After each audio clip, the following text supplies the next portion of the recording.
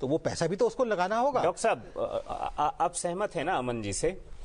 देखिए, मुझे लगता है कि इस संबंध में कई बार जो मालिक हैं और जो नौकर हैं, उनके लाइफ स्टाइल का जो स्टैंडर्ड है, उसमें जो डिफरेंस है, उस डिफरेंस को देखकर, ग्राउंड रियलिटी को देखकर, तब मैं ये बात आपसे कह रहा हूं। जी, अभी अगर आपने जो अभी प्रधानमंत्री जी का जो भाषण आपने देखा अभी हम लोगों ने, उसमें उन्होंने 3 आईज की बात की।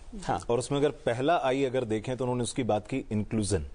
और उस इंक्लूजन का आशय वही है कि जो लास्ट मैन है इस कंट्री के अंदर, जो अंतिम व्यक्ति है पायदान पर विकास, अंत्योदय की जो बात है, उस तक एक विकास के लाभ जब तक नहीं पहुंचते हैं तब तक विकास अधूरा है। 26.5% population was living below the poverty line in 2013 and 14 according to the data given by planning commission.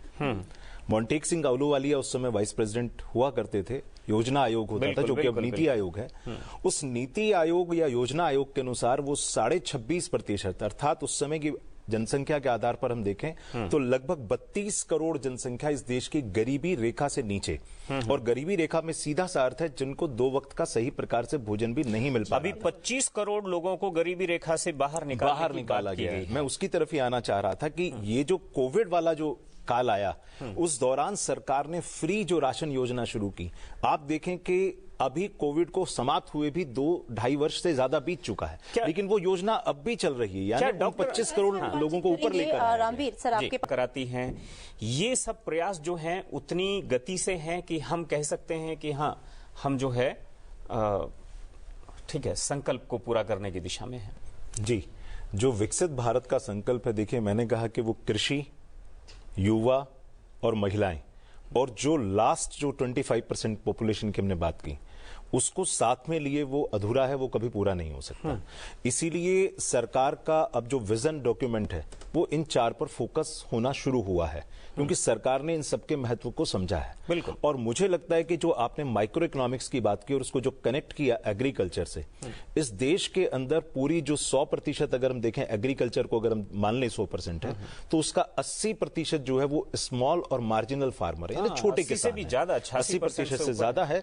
और वो जो छोटे किसान है, आप उनकी जो लैंड होल्डिंग्स का साइज है वो बढ़ नहीं सकता है, वो धीरे धीरे छोटा होगा, क्योंकि आप जो कृषि योग्य भूमि है, कोऑपरेटिव में ही इनकॉर्पोरेट करना पड़ेगा, उसे करना पड़ेगा। और आपको जो अलाइड सेक्टर एक्टिविटीज हैं, सरकार को जो किसान है, जो परिवार की महिलाएं हैं उसकी, उनको अलाइड सेक्टर एक्टिविटीज में इन्वॉल्व करना पड़ेगा, जिससे कि जो उनकी किसानों की आय को जो दुगना करने का जो संकल्प है वो भी पूर्ण हो सके।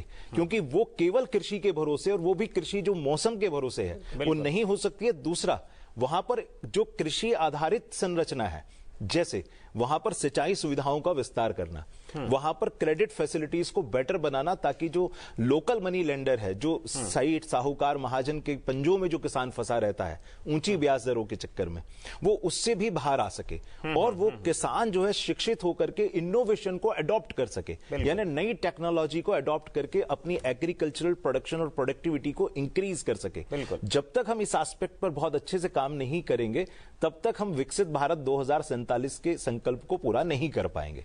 तो मुझे लगता है आज का बजट कहीं ना कहीं वहां राहत देने वाला, कृषि आधारित संरचना को बेहतर बनाने की दिशा में एक और कदम आगे बढ़ाने वाला होना चाहिए।